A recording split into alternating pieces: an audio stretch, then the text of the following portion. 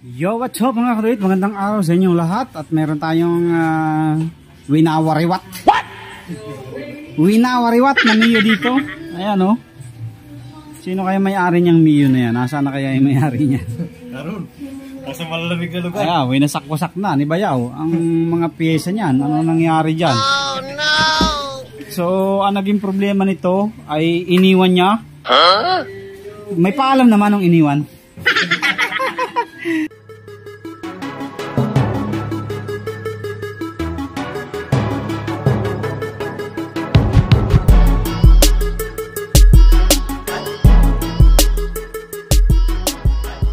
Yo, what's up mga kaduit? Magandang araw sa inyong lahat. At meron tayong winawariwat. What? Winawariwat na Mio dito. Ayan o. Sino kaya may-ari niyang Mio na yan? Nasaan na kaya yung may-ari niya? Naroon. Nasa malamig na lugar. Kaya, winasak-wasak na ni Bayaw ang mga pyesa niyan. Ano nangyari dyan? Oh no! So, ang naging problema nito ay iniwan niya. Huh? May paalam naman nung iniwan. So, ang problema ay ayaw umi-start ng push button. So, ayan o. Iwan natin. Wala o. Walang kontak. Kaya, wala. May ilaw ba? Wala.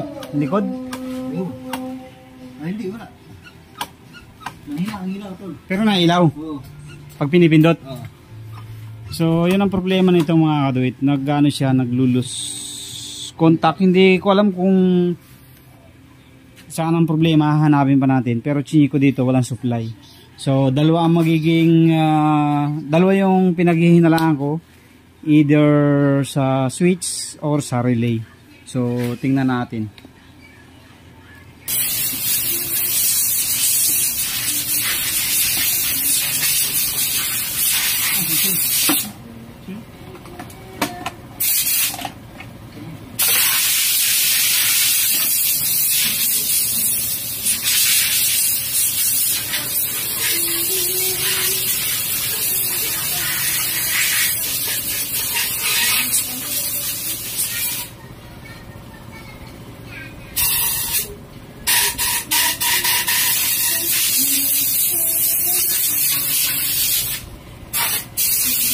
Check natin dito mga kaduit kung nandyan ang sira. So yan na nga mga kaduit, na check up na natin lahat, na troubleshoot na natin.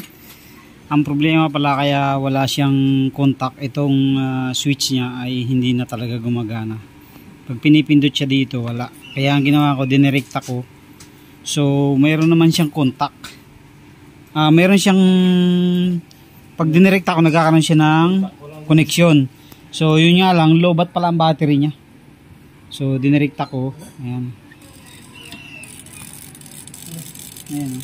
Hindi nakayanin ng battery niya. Tapos chinarge ko, siguro mga 3 hours kung chinarge. So wala.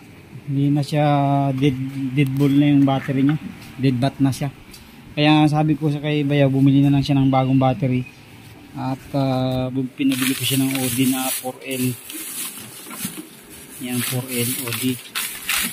So yun na, ito papalitan muna natin ang battery, tapos observe natin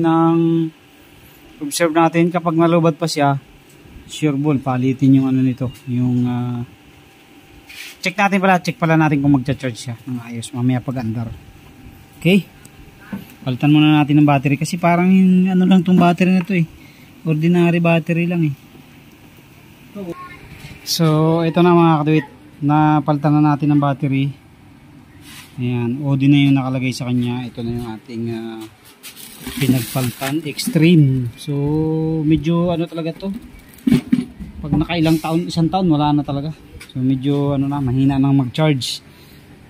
Chinarge ko ng 3 hours, wala, hindi nagkarga ng ayos. Tapos ito yung problema niya. So, tanggalin natin. Yan, may pamalit siniris ko. Pindutin mo nga. Pindutin mo yung preno. Preno. Oh, wala siya mga kaduit. Walang kontak. So ayan mga kaduit, ito pag siniris natin dito, ayan, Siyempre naka-series na yan eh. Pag pinindit mo yung preno, andar na yan. Ayan na. So yun lang ang problema niya. So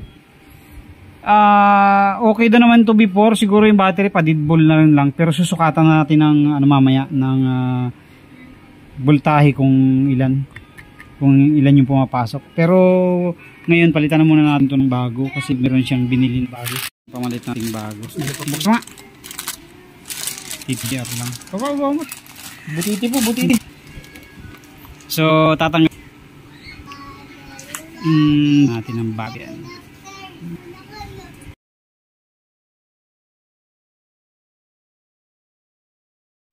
So ito na mga kadawit, nakabitan natin yung switch. Ito na, may nabibili talagang mga ganitong switch mga kadawit sa MIUI 125. Ayan, sa MIUI 125 talaga wala to, yung stock. So pag buhay natin ng makina, diretso buhay ng ilaw, di ba? Tapos high and low na lang dito. Andito na yung high and low mo. So pag naglagay kayo ng ganito, pwede kayo maglagay ng on off switch. Ayan. So mayroon na sadya ito nakalagay, kaya i-connect din natin yan. So ito na, okay na. Na-connect na natin. Ito yung stock na socket ng starting button dito. Tapos ito naman yung wire niya, tatlo yan, high and low kasi yan eh. Supply, high, low. So since meron na nga tayong high and low dito, ang ginawa ko na lang dito, on off switch, kasi meron na yan on off switch, kinat natin yung supply niyan dito, yung kulay yellow. Tapos ito yung galing sa supply, and then yung sa accessory wire, tapos ito naman yung papunta sa ilaw. Ayan, so ang ginawa ko, siniris ko na lang yan kasi high low, para kahit mapasobra siya ng pindot or isang pindot lang, mag-iilaw na yung headlight natin. Ayan, so yan lang, yun yung cut off ng on off switch ng ating ilaw, itong wire na to. Tapos dito yung high and low nya sa stock switch natin. Okay, so testingin niya natin kung aandar. Okay. Okay, isa pa.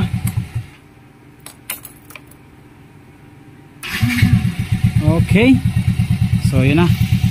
Ayos na mga kadawit. Ano na lang natin yan. I-fix na lang natin. Tapos ibalik na natin yung mga tinanggal natin dito. Kasi nilinisan namin yan eh.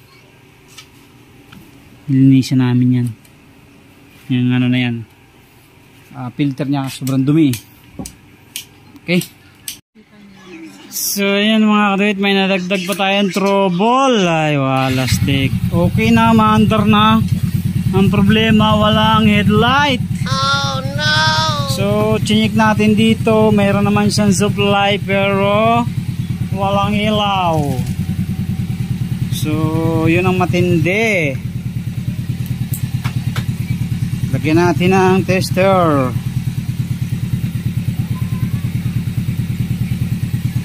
Ang ilaw. Ito, mayroon dito. Oh, yan oh. Dito rin, mayroon din. Oh. Pero, walang ilaw. So, baklasin ulit natin yan. Anak ng tokwa, maghapon na ito. So ito mga kapatid, binuksan na natin. Naka ano na pala siya, oh, LED na with pan.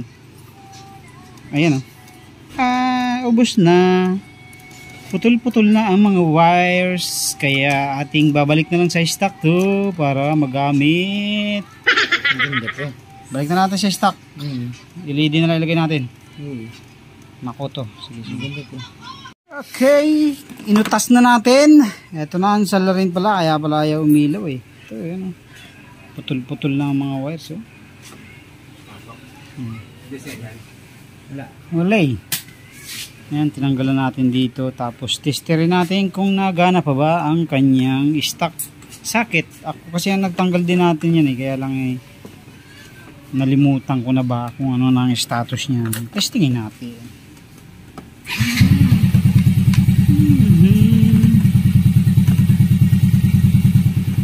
Ayan, mayroon pa oh. Kabila. Dito. Low. Kabila. Oh, mayroon pa rin oh. So, yun na lang ilagay natin. Yun na lang. Para stock na lang. Hindi na tayo mahirapan pa. So lagyan natin ng Makoto na LED yan. So ito mga kaduyot ang ilalagay natin, Osram na cool white, wala na kasi pala tayong Makoto. So ito ay sasalpak natin. Ayan. Plug and play lang naman yan. So at ito na nga mga kaduyot, nagabitan natin yung ating Osram. Ang problema pa, walang ground, putik na yan, nagkandaloko-loko na talaga. So nagtester ako dito, walang ground, wala. Ang ginawa ko, nagdugtong na lang ako, nagjumper na lang ako ng isang wire dito. Ito kasi yung ground ng relay direkta sa battery yan, kaya mas maganda yan, mas malakas. Ayan, dito ko na lang dinuktong sa ground niya. Eh ang, ano niyan, lahat ng ground dyan kumukuha eh. Signal light, ayan, dyan yan kumukuha, kaya sama-sama siya dyan. So ngayon ay okay na. Ayan na, oh, may ilaw na siya. Off mo nga ilaw. Off. Yan. Tapos yung high niya, high low. Sana. Ito, Osram yan eh. So, high low. Ito. Hindi masyado makita. Ayan. Hindi masyado makita eh kasi konti lang yung galaw ng ilaw pero gumagana siya. So okay na yan, kabitan natin. Pero may high low din dito. Nagalaw din Ay, isa lang yan. Magka-series na yung wire niyan eh. Patayin mo nga yung ano. Ibig sabihin, susi. may high low dito, may high low din. Walang high low yan. Isa lang yan. On-off lang ito. On-off lang. So yun na, okay na. Tapos na tayo mga kaduyit. At fix na natin lahat yan para matapos na tayo. Mga kaduyit, nakatapos na tayo sa problema ng MIUI 125 na ito. Oh. High, low. Okay, nalagyan pa natin ng on-off switch. Balik natin sa stock. Sa dating pwesto. Okay, nalinisan natin. Tapos may start na siya. Dead ball na lang talaga yung battery niya. Dead ball na. Ayan. Tapos yung headlight niya pa kurap-kurap, kaya pinalitan natin ng bago. Binalik natin sa stock na socket. So yun na, okay na. Tapos na ang problema. At tayo naman ay susundo maya maya. Isa pa nga, testing pa nga, isa pa. Patay mo muna ilaw. Papatay ka ng ilaw pag mag-i-start. Okay. So yun. Thank you very much. Ang dami nating audience. So, yan na, okay na. Kaway! Oh. Kaway!